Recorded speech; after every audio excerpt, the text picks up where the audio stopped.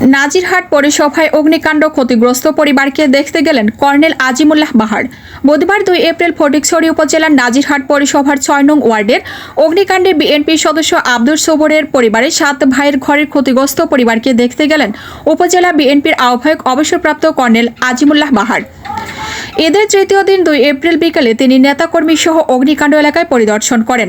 এই সময় উপস্থিত ছিলেন উপজেলা বিএনপি সদস্য সচিব জহির আজম চৌধুরী, সাবেক ইউপি চেয়ারম্যান সালামত উল্লাহ চৌধুরী, নাজিরহাট পৌরসভা বিএনপির আহ্বায়ক মোহাম্মদ এজাহার মিয়া, সদস্য সচিব শাহনেওয়াজ শেবল, উপজেলা বিএনপির সদস্য শামসুল আলম, নাজিরহাট পৌরসভার বিএনপি নেতা আব্দুল আল মাসুদ লিটন, ফটিকছড়ি পৌরসভার বিএনপি সদস্য মাওলানা নুরুল আলম টুডু, উপজেলা যুবদলের যুগ্ম আহ্বায়ক হাসান চৌধুরী দীপু, ফটিকছড়ি পৌরসভার শ্রমিক দলের সভাপতি মোহাম্মদ জামাল উদ্দিন, নাজিরহাট শ্রমিক দলের সাধারণ সম্পাদক মোহাম্মদ হারুন বাবুল, নাজিরহাট পৌরসভার বিএনপির নেতা মোহাম্মদ ইলিয়াস শিকদার, মাজহারুল চৌধুরী রাজন, ইকবাল চৌধুরী, নজরুল ইসলাম, মোহাম্মদ এনাম, 6 নং ওয়ার্ড বিএনপির সভাপতি শরীয়ত উল্লাহ, সাধারণ সম্পাদক মোহাম্মদ আলমগীর, নাজিরহাট পৌরসভা বিএনপির নেতা মোহাম্মদ আজম, পারভেজ টিটু, স্বেচ্ছাসেবক দলের যুগ্ম আহ্বায়ক মোহাম্মদ মানিক, যুগ্ম আহ্বায়ক রাশেদ, জেলা ছাত্রদল নেতা মাসুদ চৌধুরী, যুবদল নেতা মোহাম্মদ বাহাদুর, জিয়া মঞ্চ ফটিকছড়ি উপজেলা সভাপতি ওয়াহিদুল আলম,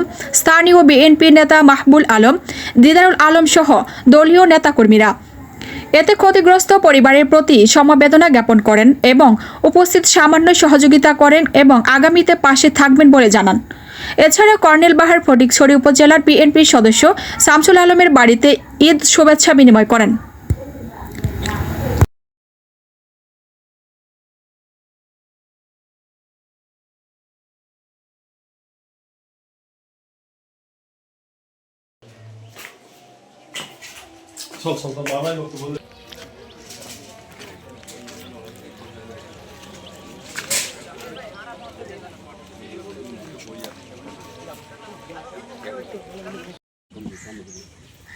আজকে জাম্বির বাপির বাড়ি আমাদেরই একটা পাশের বাড়ি 6 নম্বর ওয়ার্ড নাজিরহাট পৌরসভার চাঁদ রাতের দিন যখন মানুষ সাধারণত আমরা ঈদের উৎসব পালন করার জন্য প্রস্তুতি নিচ্ছি, সে সময় এই একটা মহা দুর্যোগ। আজকে 7টা ঘর পুরো ছাই হয়ে গেছে, সর্বশান্ত হয়ে গেছে 7টা পরিবার। এই চাইতে কোনো মর্মান্তিক দুর্ঘটনা হয় না। আমরা যদিও জানি এমনি ছোটোখাটো দুর্ঘটনাতে হয়তো একটা প্রাণহানি হতে পারে বা অনেক কিছু, কিন্তু এই অগ্নিকাণ্ডে একটা জিনিস হচ্ছে কি যে মানে কোনো কিছুই অবশিষ্ট থাকে না। একটা পরিবারের সমস্ত কিছু কিন্তু সর্বশান্ত হয়ে তারা কিন্তু পথে বসে যায়। তো আমরা যারা আছি আজকে দেখলাম, দেখে অত্যন্ত খারাপ লাগতেছে। বিশেষ করে ক্ষতিগ্রস্ত যে সমস্ত পরিবারগুলো আজকে এখানে আসছেন, ওনারা যেগুলো আছে এখানে মানে খুব বেশি সচ্ছল পরিবার আমি বলবো না, যারা আছে তারা মোটামুটিভাবে তাদের জীবিকা নির্বাহ করতেছিল কষ্ট করে। আজকে তারা সর্বশান্ত হয়ে গেছে। তো যার যায় সেই বুঝে। সুতরাং আমরা যতই কথা বলি না কেন, আনুষ্ঠানিকতা করি না কেন, কিন্তু দীর্ঘমেয়াদী যে ক্ষতির সম্মুখীন এই পরিবারগুলো হইল, এটা কম্পেনসেট করা এটা অনেক কষ্টের ব্যাপার হবে। সেটা তো আমরা তো আর সার্বক্ষণিকভাবে ওনাদেরকে সে হয়তো দিতে পারবো কি না আমার সন্দেহ আছে, বাট এরপরেও আমরা চেষ্টা করবো ওনাদের পাশে দাঁড়াইতে সবসময়ের জন্য। ওনারা আবার ঘুরে দাঁড়াইতে পারে। আমরা আল্লাহর কাছে দোয়া করছি, যে প্রার্থনা চাচ্ছি যে আল্লাহ তুমি এই মুসিবতের থেকে এই পরিবারগুলোকে তুমি সহায় করো, যেন তারা যেন আবার ঘুরে দাঁড়াইতে পারে, আবার যেন স্বাভাবিক জীবনে ফেরত আসতে পারে। তেমন তো কিছু দেওয়ার মতো আমাদের নাই। আমি নগদ 15,000 টাকা দেওয়ার চিন্তা করছি ওই পরিবারগুলোকে। এটা কিছুই না, বাট এরপরেও যাতে করে তারা কিছুটা হলেও আপাতত চলতে পারে, আপাতত যেন খাবার দাবার বা দৈনন্দিন ইয়েটা আপাতত প্রয়োজনটা যেন মিটাইতে পারে, ওই জন্যই এই চেষ্টাটা।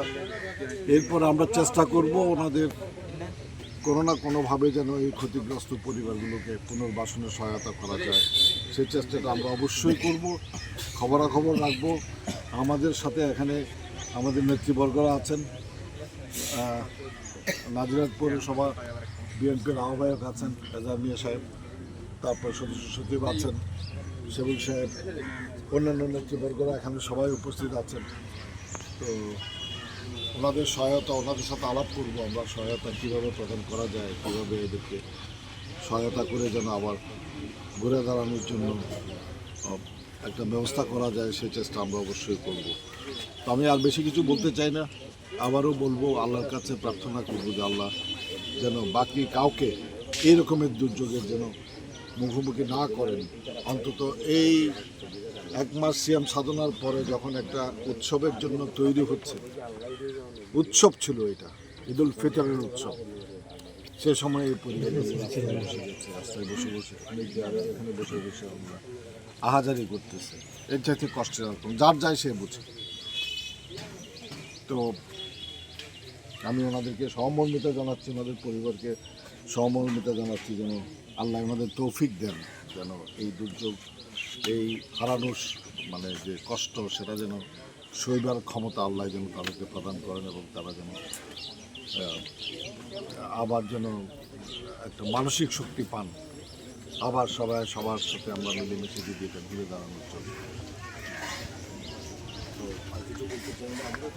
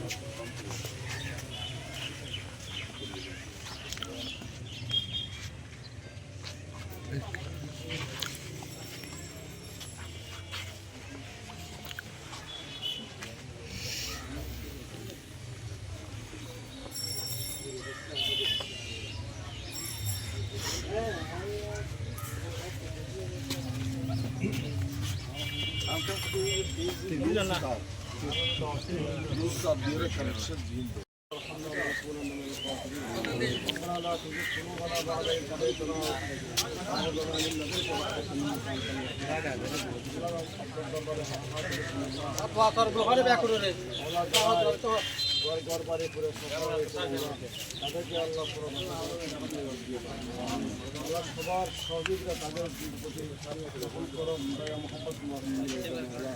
আমরা তাদের দেখে দিয়েছি, আমরা যা লোক খাবার করে ওরা তাদের শুদ্ধ করার কথা